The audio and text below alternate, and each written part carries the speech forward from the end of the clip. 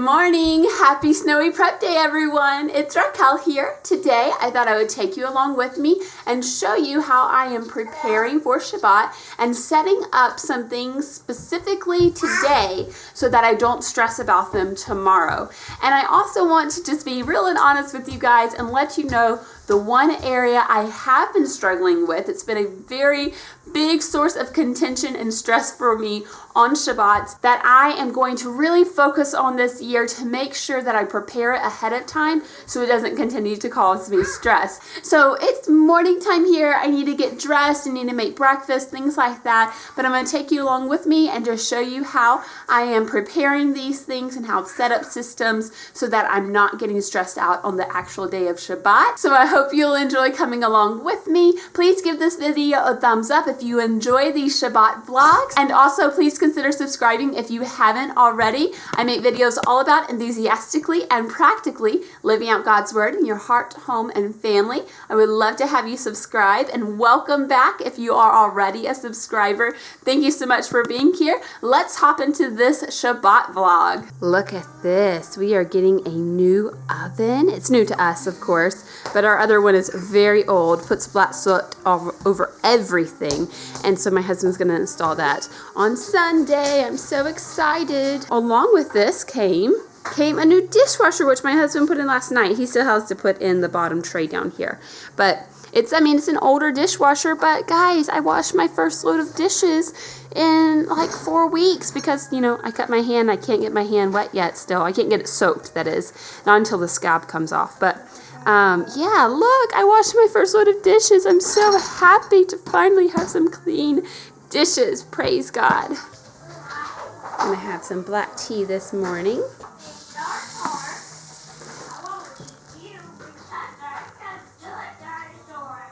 To add a little bit of honey.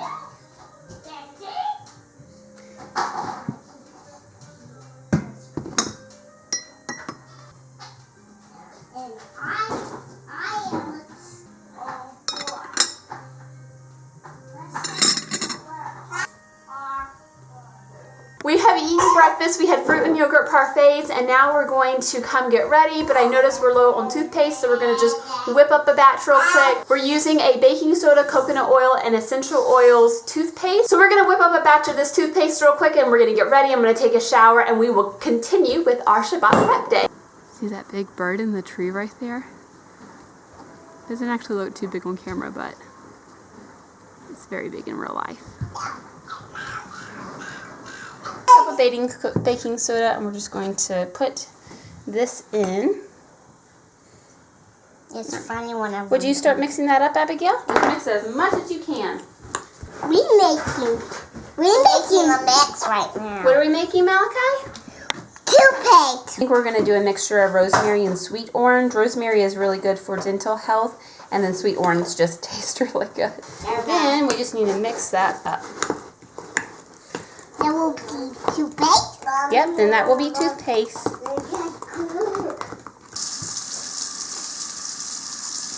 There you go. Alright, I've taken a shower. It feels absolutely wonderful to be clean. I'm just letting my hair dry out now before I actually brush it out, so you're probably going to still see messy hair for the next few clips of video or whatever.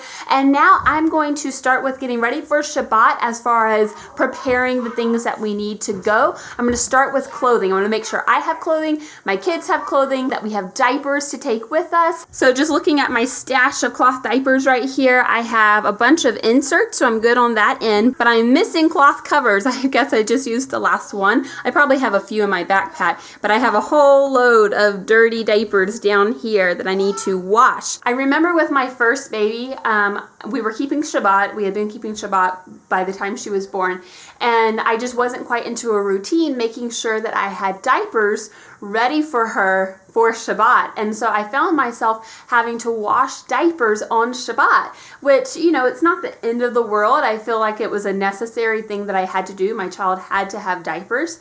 But, it's something that could have been avoided if I had just planned ahead and been wise with my time and with the way that I do my laundry in the week. So I actually created like this whole laundry routine so that I knew that I was going to have clean clothes for all my kids. See, like here's here's like a whole drying rack full of clean clothes. So, you know, I have Monday, a specific type of clothing that I wash. Tuesday, a specific type of clothing that I wash. Wednesday, Thursday, and then Friday is if I don't have clean clothes, I'm going to wash those clean clothes. If I don't have clean diapers, I'm going to wash those clean diapers. So I set a routine to make sure that I wouldn't, you know, continue having this problem of not having clean diapers on Shabbat or not having clean clothes on Shabbat. And so I just want to encourage you that if you have an area that is a stressor to you, you're noticing that it's causing you to work on Shabbat, and you're like, oh man, I keep doing this and it's a habit, you know, just start to create systems and routines that can change those habits. I'm going to get these diapers washed on the baby. All right, so I have laid out some clothes for my 3 children and myself. Of course, they're not going to stay here on my bed. But one of the things that my husband wanted me to begin doing is to iron our clothes. And I didn't grow up ironing clothes. That's not something that my family prioritized. I don't even know if we had an iron. But this is something that my husband wanted, especially with his clothing and my son's clothing, because it gets more wrinkly. Like the girls' clothing, it's tulle and stuff. It doesn't necessarily need to be ironed out. But, you know, I wasn't honoring my husband's wishes, and so he ended up ironing his clothes on Shabbat and making him work. So I was like, you know what? I need to honor my husband in this area. I don't see the point in ironing. I do now, but I didn't at the time. I didn't see the point in ironing because it wasn't something I grew up with, and so I didn't do it. But now I'm going to honor my husband. I'm going to honor his request that I iron clothing, and I'm going to do it before Shabbat. That way, he's not having to work on Shabbat, and I'm not having to work on Shabbat. This is something that can be done ahead of time. All right, so now I need to make sure our bag is ready to go. So what I need to do here is make sure I have all the books that we need, all the Bibles that we need, maybe some paper and writing utensils for the children and us too. Need to make sure I have diapers in there and pull-ups for my son Malachi. And then I'm going to also empty out anything that was left over, for example, this spice. And make sure that is taken out of there and just check and make sure we are ready to go. Oh, see, yeah, this is like dirty diapers from last week. And what is this? Oh, some coconut milk. That's funny that that's in there. We have coffee at our Shabbat group, but my husband can't have, you know, the dairy, so we bring our own coconut milk and our own honey, and of course we share it with whoever wants it, but that's so funny that we have this in the backpack. Let's see, we have pull-ups. Why do I have all this food in my backpack? This is hilarious. See, this is why I clean out my backpack first, because then I find food, dirty diapers, which are just going to stink like crazy, pull-ups that I didn't know I had, diaper cover I didn't know I had, but it's okay because I'm washing them anyway. And then these are just extra clothes. Now it's time to put everything back inside that's going and include our Bibles and our books that are also coming with us. So first things first, let's run this to the wash machine. There we go. I wanted to show you the books that I'm also going to be packing in this bag. This is my daughter's Bible. I'm going to put this out on top of her clothing so that way she will not forget that to bring it tomorrow. She can carry it. And then I like to bring my planner just in case, you know, I need to write down anything that's going to be happening. And then we are currently going through the Ha-Yesod class. Ha-Yesod means the foundation. The Yesod foundation. And so this is our workbook that we're going through. If you want to know my opinion on this class, just ask me in the comments. I'm not going to go into it here in the video, but I am pretty disappointed. And then finally, our ladies are going to be meeting up starting the first week of February, and we're planning to go through this Excellent Wife book. I haven't actually read the whole book myself. What I have read of it is very biblical.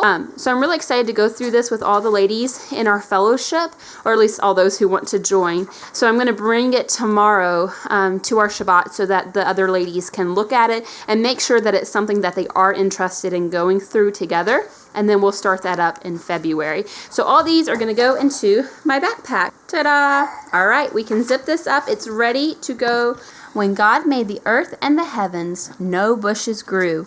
Adam said, "This one at last is bone of my bones and flesh of my flesh. She will be called woman, Isha, because out of man, Ish, she was taken." Now, guys, let's have a little honest moment here. You might be feeling pretty proud of me. I might be feeling pretty proud of me. I have the clothes set out. I have the backpack packed. I have, some dishes washing in my new dishwasher that God provided. So thankful for that. And I've had a really good prep day today. But there is one thing I have not done today that I've been kind of just twiddling my thumbs on. And it's the thing that I'm going to focus on this year to improve. Because although I know how to make this thing not be an issue on Shabbat anymore, I have not gotten out of the bad habit of not preparing for it, one of the other 6 days of the week. That's the thing. I have 6 days to prepare for this thing, so I don't have to do it on the one day that I don't want to, that I want to abstain from that and rest from it. And I haven't been wise with my time, and I haven't been honest enough with myself to stop doing this bad habit. And that is food. What am I going to make for food tomorrow? I know, and I have in the past, planned at the very beginning of the week what I'm going to make for everything on Shabbat and even the Sunday afterwards, because obviously you're not going to go to the grocery store on Shabbat to pick up food for the next day. I know that a great way to prepare food for Shabbat where it's stress-free is to just make a double batch of something and then unfreeze it or whatever on the day of Shabbat, or to stick with the same meal over and over and over again. I know all of that. It's in my head, but it hasn't actually made its way to my hands to do it habitually, to have that good habit of preparing food before Shabbat. And this is not to say that you can't prepare food on Shabbat. I actually personally think that it is fine to prepare food on Shabbat.